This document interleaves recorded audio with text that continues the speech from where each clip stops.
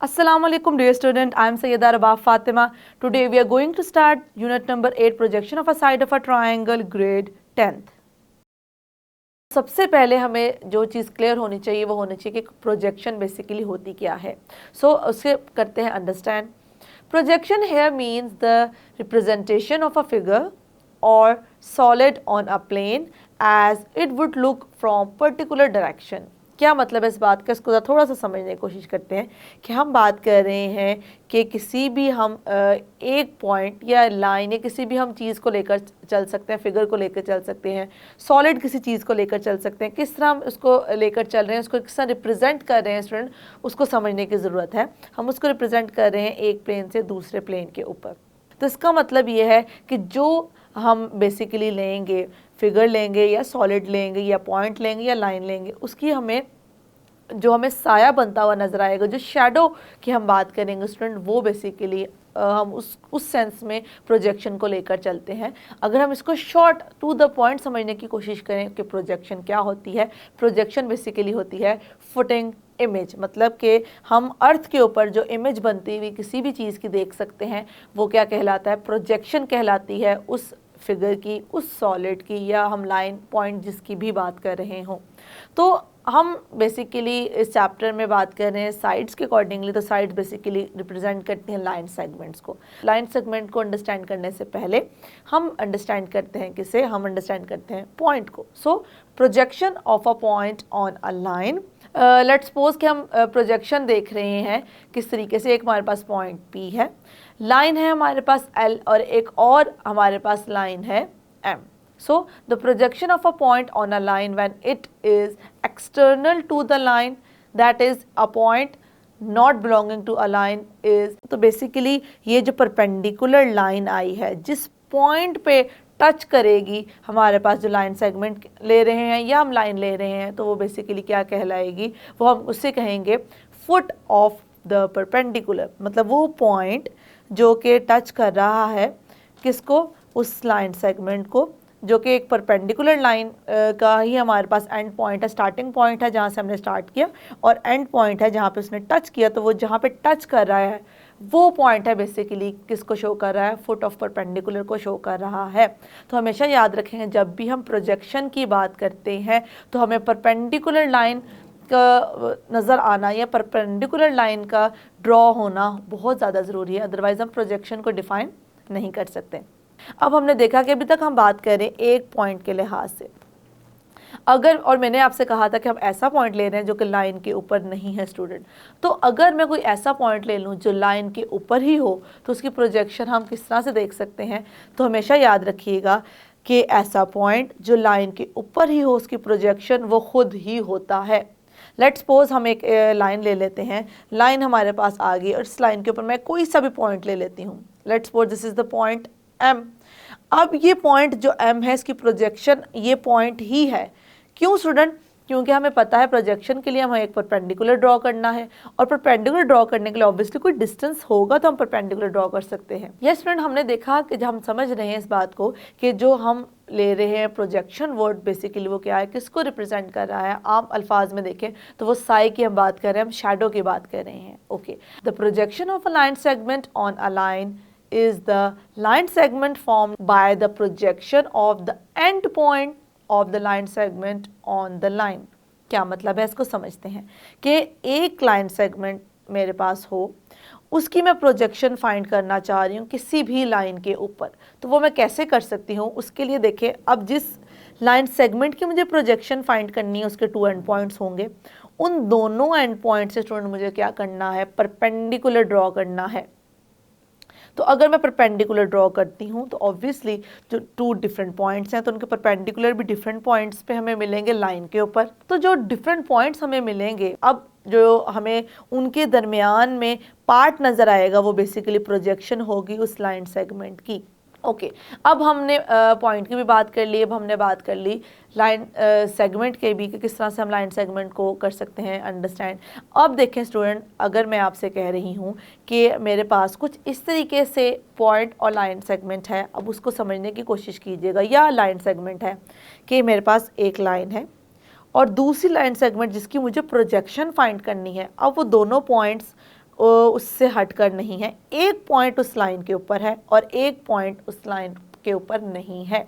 जैसे कि हम देखें कि एक इस तरह से लाइन है और एक पॉइंट कनेक्टेड है इस लाइन के साथ और दूसरा कनेक्ट, अब ये वाला कनेक्टेड है और ये वाला कनेक्टेड नहीं है स्टूडेंट। तो एक साइड तो हमारे पास होगी कनेक्टेड, दूसरा जो पॉइंट होगा जो कनेक्टेड नहीं होगा, जिसको हम फ्री कहकर चलेंगे, उससे हम ड्रॉ करेंगे परपेंडिकुलर। तो जैसे ही हम परपेंडिकुलर ड्रॉ करेंगे स्टूडेंट, तो जो परपेंडिकुलर ड्रॉ करने से हमारे पास फुट ऑफ परपेंडिकुलर आया है, तो अब प्रोजेक्शन क्या शो करेगा, कनेक्टेड पॉइंट से वो जो हमारे पास फुट ऑफ परपेंडिकुलर है वो जो डिस्टेंस होगा वो शो करेगा हमेशा किसको, प्रोजेक्शन को शो करेगा। ये पॉइंट बहुत ज़रूरी है, इसको बहुत अच्छे से क्लैरिफाई करें क्योंकि हमने अब इसी चीज़ को अप्लाई करना है अपने ट्रायंगल की साइड्स के अकॉर्डिंगली। तो अब हमारे पास कनेक्टेड और जो हमारे पास फ्री एंड पॉइंट है, आई होप वो क्लियर हो चुका है। अब इसको बारी बारी अप्लाई करते हैं एक्यूट ट्रायंगल पे और ऑब्ट्यूज ट्रायंगल पे। अब देखिए स्टूडेंट, अगर हमारे पास एक एक्यूट ट्रायंगल है, एक्यूट ट्रायंगल है ABC, अब इसमें मैं बेसिकली चाह रही हूँ कि जो हम यहाँ पे हमें नजर आ रही है AB लाइन सेगमेंट की प्रोजेक्शन फाइंड करना चाह रही हूँ। ये स्टूडेंट यहाँ से हम देख सकते हैं कि बेसिकली जो मेरे पास पॉइंट है वो B है, तो B से मैंने एक परपेंडिकुलर लाइन ड्रॉ की उसके ऑपोजिट साइड पे। अब B के ऑपोजिट साइड पे जो हमारे पास लाइन सेगमेंट बन रही है वो लाइन सेगमेंट है AC। अब B से मैंने AC के ऊपर एक परपेंडिकुलर लाइन ड्रॉ की है जो कि हमने देखा कि किस पॉइंट पे हिट कर रही है AC को, वो मीट कर रही है, इंटरसेक्ट कर रही है, कंसाइड कर रही है पॉइंट D पे। उस पॉइंट को मैंने क्या कह दिया, पॉइंट D कह दिया। अब देखें पॉइंट D शो कर रहा है फुट ऑफ परपेंडिकुलर को, तो हमने क्या पढ़ा था, प्रोजेक्शन क्या होगी, कनेक्टेड पॉइंट से फुट ऑफ परपेंडिकुलर के दरमियान जो डिस्टेंस होगा वो कहलाएगा प्रोजेक्शन। तो अब ये जो पार्ट हमें नज़र आ रहा है कनेक्टेड पॉइंट से फुट ऑफ परपेंडिकुलर तक का, वो है प्रोजेक्शन किसकी, ये है AB की प्रोजेक्शन है जो कि हम शो कर रहे हैं AC के ऊपर, या इसको हम इस तरीके से कह सकते हैं AD is the projection of AB line segment. Okay, acute का हमने अंडरस्टैंड कर लिया। अब देखें, अब हम बात करें ऑब्ट्यूज ट्रायंगल की। एक्यूट ट्रायंगल क्या था, जिसमें हमारे तीनों के तीनों जो एंगल्स थे वो एक्यूट थे। ऑब्ट्यूज ट्रायंगल ऐसा ट्रायंगल जिसमें एक एंगल ऐसा होगा जो कि होगा ऑब्ट्यूज। तो क्या होगा स्टूडेंट, जब हम ऑब्ट्यूज ट्रायंगल की बात करेंगे तो हमें एक साइड ट्रायंगल की स्लांट नज़र आएगी। तो वो जो स्लांट हमें साइड नज़र आ रही है, मैंने अगर उसकी करनी हो प्रोजेक्शन फाइंड, तो अब उस स्लांट साइड को देखिएगा, उस स्लांट साइड में एक पॉइंट कनेक्टेड है और एक पॉइंट जो कि ऑब्वियसली दूसरी साइड से कनेक्टेड है, लेकिन हम उसको फ्री पॉइंट लेकर चलेंगे क्योंकि हमने उस पर ड्रॉ करना है परपेंडिकुलर। अब इस साइड पे देखिएगा, मैं अगर परपेंडिकुलर ड्रॉ करना चाहूँ तो कभी भी ऑब्ट्यूज ट्रायंगल के अंदर परपेंडिकुलर ड्रॉ हो ही नहीं सकता, ये पॉसिबल ही नहीं है कि जैसे मर्जी मैं उसको ड्रॉ करने की कोशिश करूँ, perpendicular line segment obtuse triangle के अंदर नहीं होगी। तो अगर अंदर नहीं होगी तो क्या करेंगे स्टूडेंट, तो हम क्या करेंगे, हम वो लाइन सेगमेंट ड्रॉ करेंगे वो बाहर वाली साइड पे। किस बाहर वाली साइड पे, या हम अगर मैथमेटिकली इसको कहें तो हम बेसिकली जो हमारे पास जो फ्री वर्टेक्स है उसके ऑपोजिट जो लाइन सेगमेंट है उसको करेंगे प्रोड्यूस उस साइड पे करेंगे जिस साइड पे परपेंडिकुलर हमें बनता हुआ नजर आएगा, जो कि होगा कुछ इस पॉइंट पे। इस साइड से हमने क्या किया, इस साइड से हमने किया प्रोड्यूस करने के बाद ये हमारे पास था फ्री पॉइंट, यहाँ से हमने परपेंडिकुलर ड्रॉ किया। अब जैसे ही परपेंडिकुलर ड्रॉ किया उसने ऑब्वियसली किसी पॉइंट पे टच किया, किसको, जो साइड हमने प्रोड्यूस की है। अब जिस पॉइंट पे उसने टच किया वहाँ से लेके हमारे जो कनेक्टेड पॉइंट तक का जो डिस्टेंस होगा वो होगा प्रोजेक्शन किसकी, जो हमारे पास स्लांट साइड है उस साइड की प्रोजेक्शन को शो करेगा।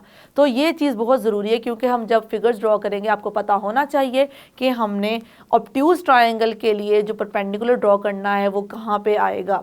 तो ओके, तो हमने एक्यूट की भी बात कर ली, हमने ऑब्ट्यूज की भी बात कर ली। तो आई होप कि जिस तरीके से हमने एक्यूट ऑब्ट्यूज की प्रोजेक्शन को डिस्कस किया है वो आपको हो चुका है क्लियर। अब थोड़ा सा इसको देखते हैं कि अपनी प्रैक्टिकल एग्जांपल की तरफ कि हम रियल लाइफ में इसको कैसे देखते हैं। अभी मैं बात करने जा रही हूँ प्रोजेक्टर की। जो प्रोजेक्टर पे हम इमेज देखते हैं बेसिकली वहाँ पर सोर्स ऑफ लाइट उसके अंदर एलईडीज ऑलरेडी फिक्स होती हैं। वो एलईडीज हेल्प आउट करती हैं किसको, प्रोजेक्ट करने के लिए जो कि उसके अंदर इमेज है उसको किसी भी और सोर्स के ऊपर। तो हम देखते हैं कि किस तरीके से इमेज हमें बनती हुई नज़र आती है। So an LCD projector is a type of video projector for displaying video, images और computer data on the screen और अदर फ्लैट सर्फेसेस, कोई भी फ्लैट सर्फेसेस पे हम उसको कर सकते हैं शो। तो आई होप कि जिस तरीके से हमने प्रोजेक्शन को प्रोजेक्टर पे पढ़ा और जिस अप्रोच को हम लेकर चलेंगे वो बेसिकली ट्रायंगल्स है, वो हम कौन कौन से हैं मैं बता चुकी हूँ। मेनली हम जो डिस्कस करेंगे वो हमारे पास ऑब्ट्यूज और एक्यूट ट्रायंगल होंगे। आई होप कि जिस तरीके से हमने प्रोजेक्शन को अंडरस्टैंड किया है वो आपको हो चुका है पॉइंट क्लियर। That's it.